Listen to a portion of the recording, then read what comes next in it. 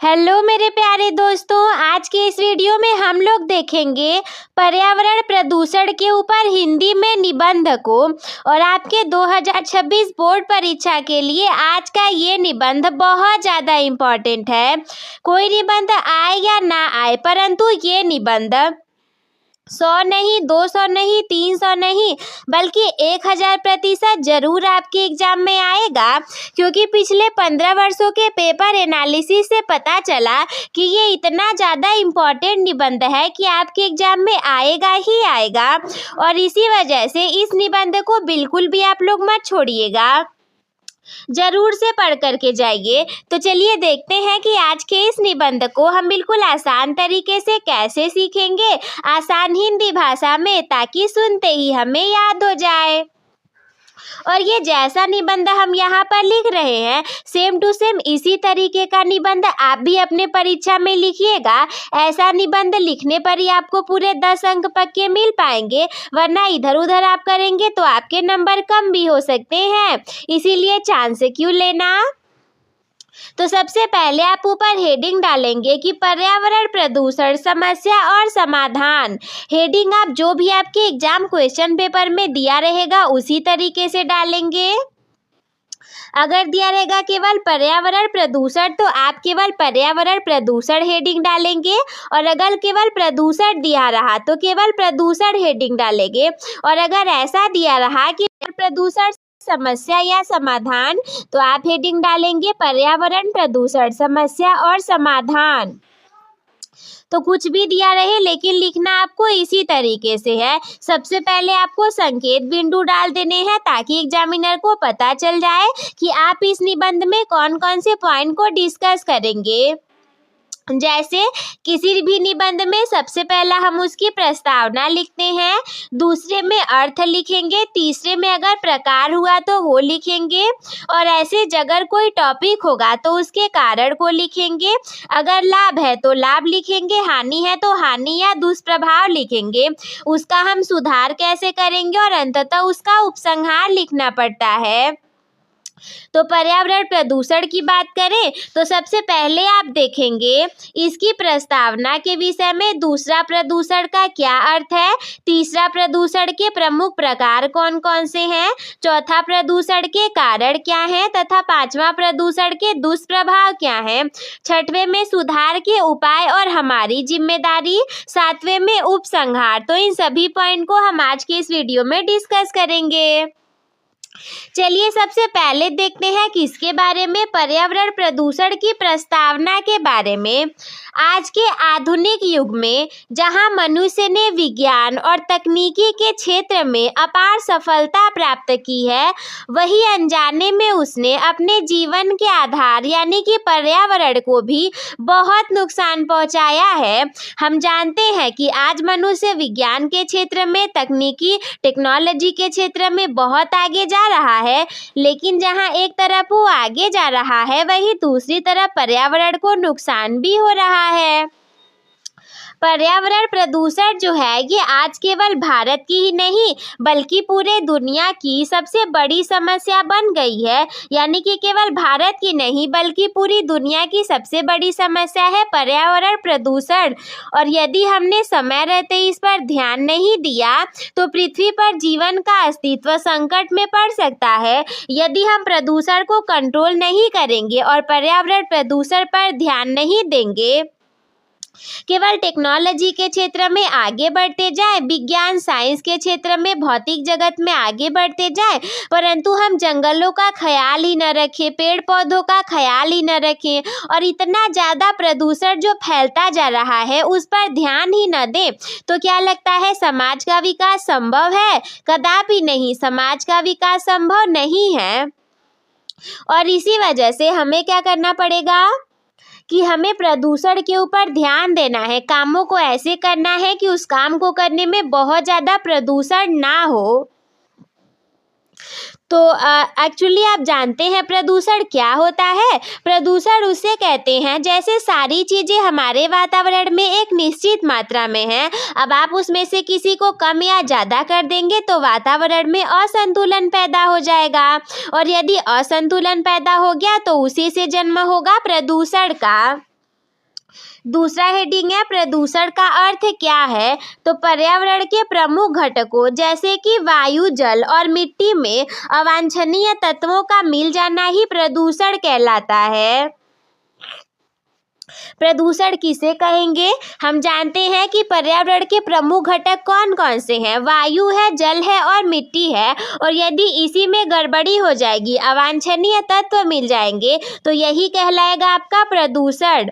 जब प्राकृतिक संतुलन बिगड़ जाता है और हवा, पानी या फिर भूमि दूषित हो जाती है, तो इसका बुरा प्रभाव मनुष्य, पशु, पक्षी एवं वनस्पतियों पर पड़ता है। सरल शब्दों में कहें तो प्रकृति की शुद्धता में मिलावट ही प्रदूषण है।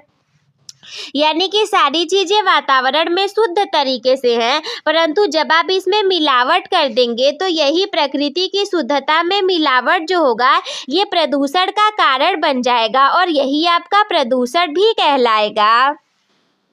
तीसरा हेडिंग है कि प्रदूषण के प्रमुख प्रकार कौन कौन से हैं। तो देखिए, हम जानते हैं कि वैसे तो प्रदूषण कई प्रकार के होंगे, परंतु मुख्य रूप से बात की जाए तो प्रदूषण मुख्य रूप से 4 प्रकार के होंगे। सबसे पहला है वायु प्रदूषण। फैक्ट्रियों और वाहनों से निकलने वाला धुआं हवा को जहरीला बना देता है। और दूसरा है आपका जल प्रदूषण। जल प्रदूषण में क्या है, उद्योगों को गंदा कचरा और शहरों की नालियों का पानी नदियों में मिलने से जल दूषित हो जाता है और ये आपका जल प्रदूषण कहलाता है। एक बात बताओ, समाज में आप लोग रहते हो, सारी चीजों को जानते हो, तो क्या वायु, जल, ध्वनि, मृदा प्रदूषण के ऊपर लिख नहीं पाओगे? अरे आप तो रेडियोधर्मी और रासायनिक प्रदूषण के ऊपर भी लिख सकते हो। अब यहीं पर रह रहे हो, सारी चीजों को देख रहे हो, ये भी जानते हो कि एग्जामिनर एक एक लाइन को थोड़ी ना चेक करेगा, वो तो केवल हेडिंग देखेगा और देखेगा कि उसमें बच्चे ने नीले पेन से अच्छे से लिखा हुआ है, वो आपको नंबर दे करके चला जाएगा। तो इसीलिए सारी चीजें याद करने का प्रयास ना करिएगा। आप याद नहीं करेंगे, आप चीजों को समझेंगे और उसके बाद लिख देंगे। अगला हेडिंग है आपका ध्वनि प्रदूषण। तो वाहनों के हॉर्न, लाउड स्पीकर और मशीनों का शोर मानसिक शांति को भंग करता है। मृदा एवं भूमि प्रदूषण की बात करें तो खेती में रासायनिक खादों और कीटनाशकों के अत्यधिक प्रयोग से जमीन की उपजाऊ शक्ति खत्म हो जाती है। जब अब हम खेतों में ज्यादा रासायनिक खादों को डालते हैं, कीटाणुनाशकों का ज्यादा प्रयोग करते हैं, और करते क्यों हैं? ताकि हमारी फसल ज़्यादा उग सके और कीटों से रक्षा हो सके। परंतु एक मात्रा तक तो सही है, लेकिन जब ज़्यादा इसका अत्यधिक प्रयोग किया जाता है तो ज़मीन की उपजाऊ शक्ति खत्म हो जाती है। अगला है प्रदूषण का कारण। बताइए प्रदूषण का कारण क्या है? तो प्रदूषण बढ़ने के कई सारे कारण हैं, जिनमें से कि प्रमुख हैं। अब कौन कौन से कारणों से प्रदूषण बढ़ता है, चलिए देखते हैं। सबसे पहला है जनसंख्या वृद्धि होना। बढ़ती आबादी की जरूरतों को पूरा करने के लिए प्राकृतिक संसाधनों का दोहन हो रहा है।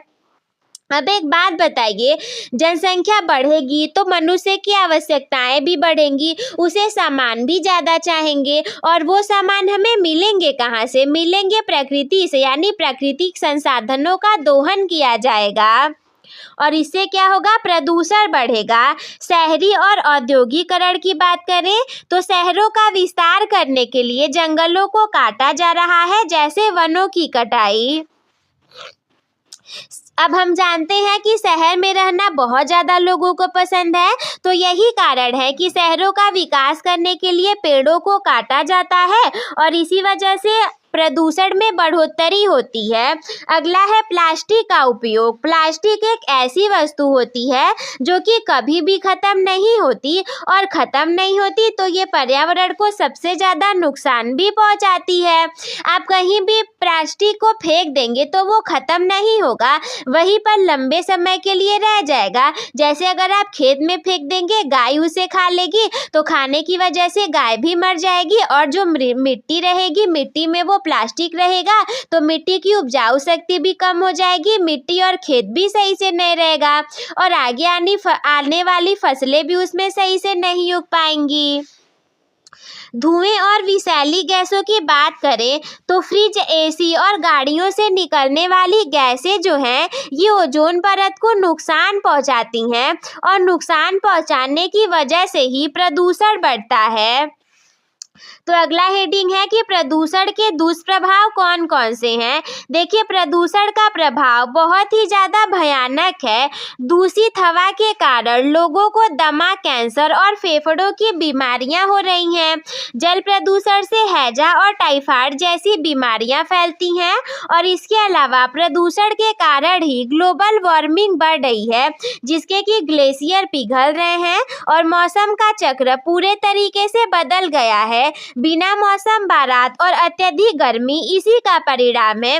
हम जानते हैं जहां 4 महीने गर्मी, 4 महीने ठंडी, 4 महीने बारिश होनी चाहिए, वहीं पर गर्मी का समय बढ़ गया है। 4 के जगह 8 महीने गर्मी रहता है और 4 महीने में हमारा ठंडी और बरसात दोनों एडजस्ट हो जाते हैं। तो आखिर ये ऐसा क्यों हो रहा है? सबसे बड़ा कारण है प्रदूषण की वजह से गर्मी बढ़ रहा है। अब अगर प्रदूषण इतना खतरनाक है तो इसके सुधार के उपाय कौन कौन से हैं और हमारी जिम्मेदारियां क्या क्या हैं?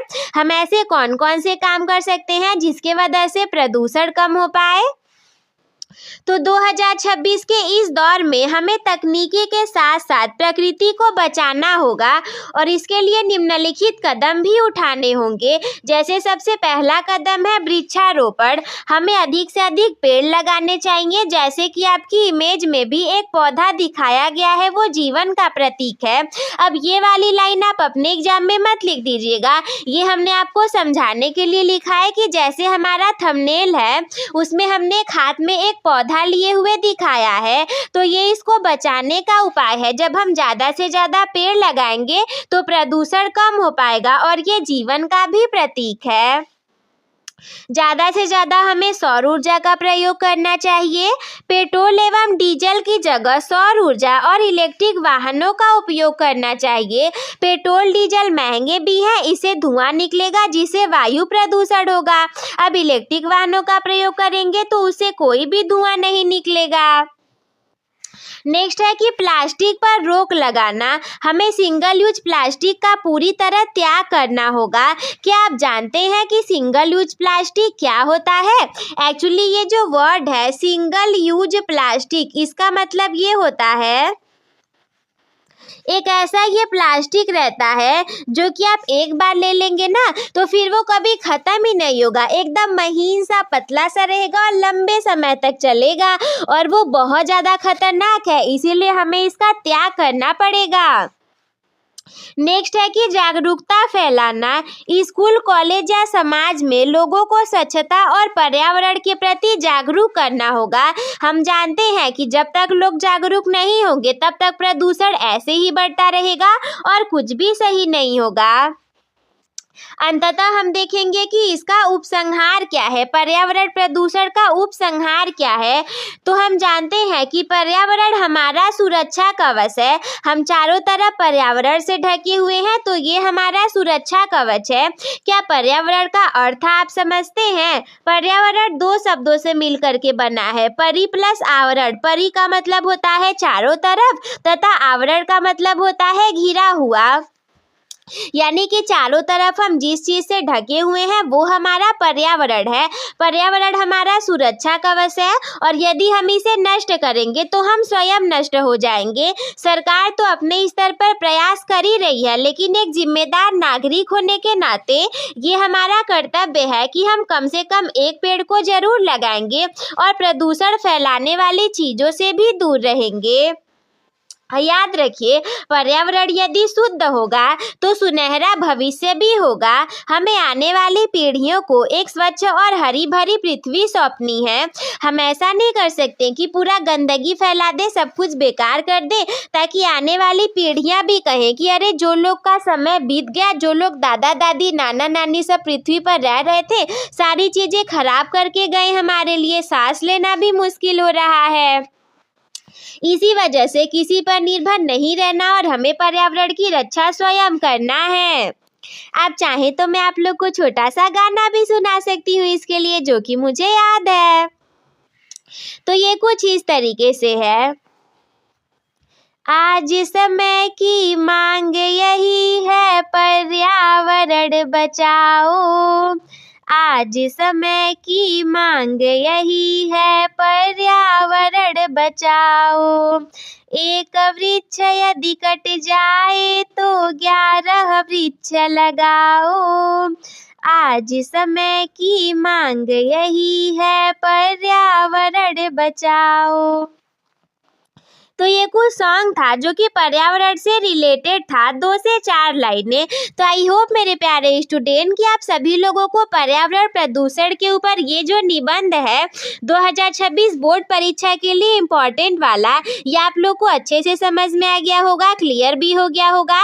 तो हम मिलते हैं आपसे किसी अगले वीडियो में, तब तक के लिए धन्यवाद। और सब्सक्राइब करना ना करना चैनल का आपके ऊपर है, क्योंकि आप भी जानते हैं कि इस चैनल पर आप लोग को डेली ऐसी ही वीडियोस मिल जाती हैं।